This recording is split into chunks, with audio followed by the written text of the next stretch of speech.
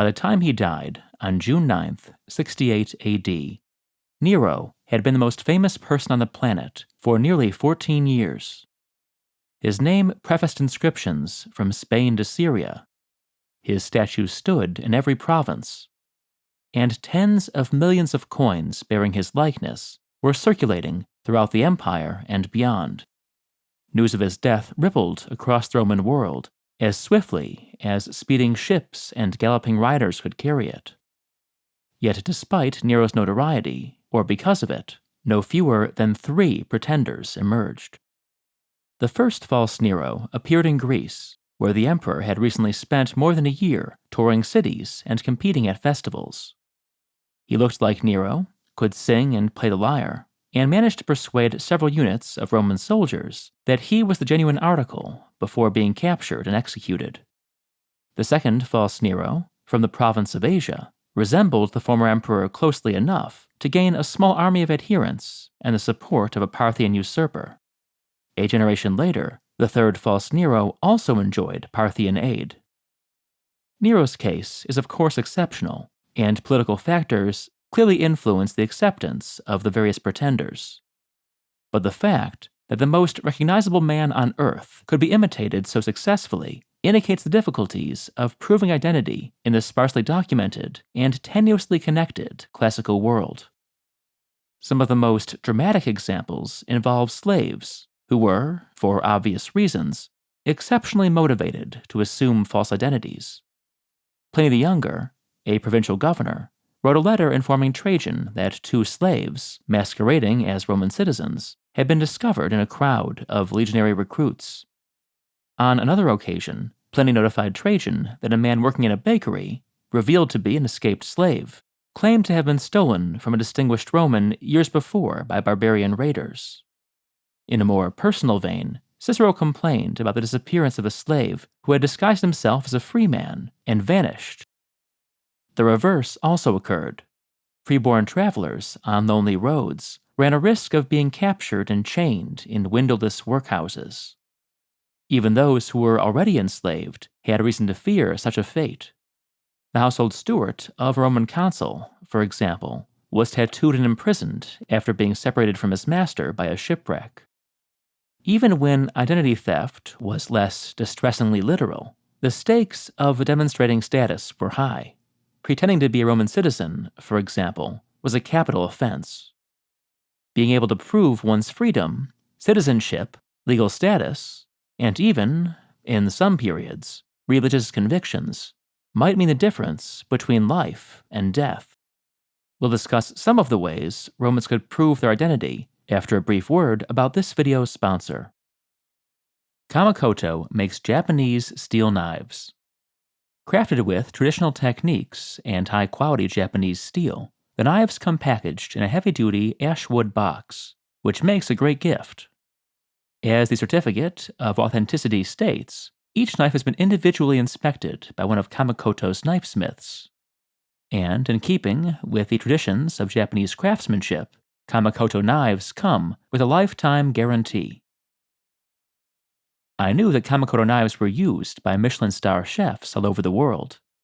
But having never owned a Japanese steel knife myself, I wasn't sure what to expect.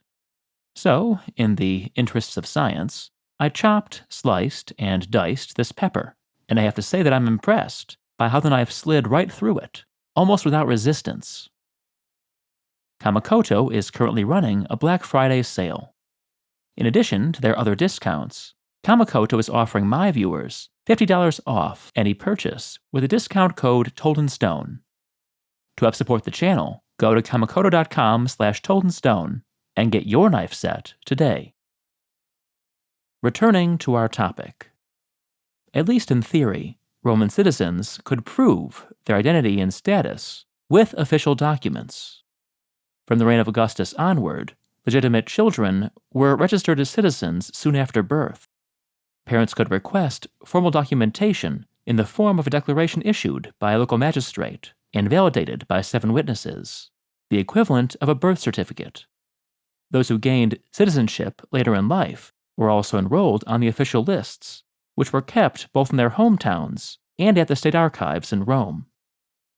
Throughout the Republican period, the citizen lists were revised on a semi-regular basis by the census, a national register that determined, among other things, tax obligations. In Italy, the census fell into abeyance during the early imperial era, not least because residents of Italy were exempt from direct taxation. Censuses continued to be held, however, in the provinces, whose inhabitants were still liable to the land and poll taxes. Although census returns were not typically used as means of establishing identity, they were available for reference in provincial capitals. The best documented ordinary Romans were those serving in the imperial army. Upon enlistment, a recruit's name and physical characteristics were entered in his unit's records. An Egyptian papyrus, for example, reports that one new soldier had a scar on his left eyebrow, while another had a mark on his left hand. Once he had sworn the military oath, each soldier was given the ancient equivalent of a dog tag, a lead tablet inscribed with his personal details that was kept in a leather pouch around his neck. Upon discharge, auxiliaries, men, in other words, who had enlisted as non-citizens, received Roman citizenship. Veterans seem to have often commemorated the occasion by commissioning diplomas, small bronze tablets recording their citizen status, certified by the names and seals of 7 witnesses. Roman citizens, in short, were at least potentially able to prove their identity with government records. Such documentation, however, was often inaccessible, outdated, or lost. This seldom mattered in a person's native place, since ancient cities and towns were intertwined and underpinned by bonds of kinship, business, and social dependence. At need, virtually anyone would have been able to call upon acquaintances who could verify their identity and status. Away from home, the most effective way to demonstrate identity was to exhibit the appropriate social cues. When St. Paul, for example, told the centurion about to scourge him that he was a Roman citizen, he was believed because he looked and acted the part. Someone who claimed to be a Roman citizen but couldn't speak Latin, on the other hand, was likely to encounter skepticism. At last resort, identity could be proved in court. A collection of wax tablets from Herculaneum documents a legal case centered on Petronia Iusta, who sought to prove that she had been born after her mother, a former slave, had been freed. The defense countered that her mother had still been a slave when Petronia was born, and that she was thus a freedwoman rather than freeborn. Since there was no written documentation of Petronia's birth, both sides were forced to rely on the testimony of witnesses. The relative insignificance of written documentation in such cases is apparent in Cicero's defense of Archias, a poet accused of not being a Roman citizen. After bringing 4 witnesses from the poet's town of residence to attest that he was a citizen there, and thus a citizen of Rome, Cicero dismissed as irrelevant the fact that Archias had never been registered by the censors. And if Archias were not already a Roman citizen, Cicero suggested, he deserved to be one, since he was a gifted and patriotic author. Even in the Roman military, proving identity was a matter of personal connections. When Titus Flavius Longus, an Egyptian soldier in Legion III Cyrenaica, was accused of not being a Roman citizen, he defended himself by having several of his fellow soldiers, including a discharged veteran, swear to his citizen status by Jupiter and the emperor. It can be difficult, one Roman jurist noted, even to distinguish a free man from a slave.